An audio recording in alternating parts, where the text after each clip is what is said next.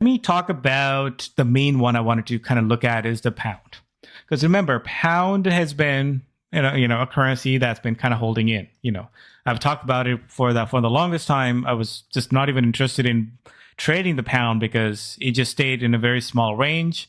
When you zoom out, you'll see like how strong of the resistance level that is.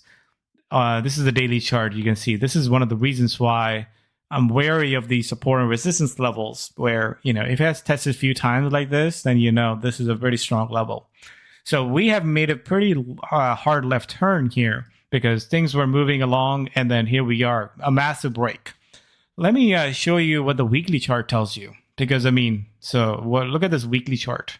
Now, this weekly chart has been in an uptrend pretty much since 2024 and 2025. There's only a couple of times between where it retested that 50-day moving average and it bounced right off that. You can see that right here, 1, 2, 3. So this level where we are at is a very critical level because this is where, even if it bounces a little bit and rolls over, now that's where you are getting a bit of a trend change. So you can see that these trends last way longer than you think. So the question really is that, is the pound at their cross point? And I think this is where, I made that pivot when we had those CPI numbers, and I've pretty much been bearish since then. Now, at this point, I think this is the first retest. And again, when I take a look at weekly chart, this is where I would not want to short it right here, right now.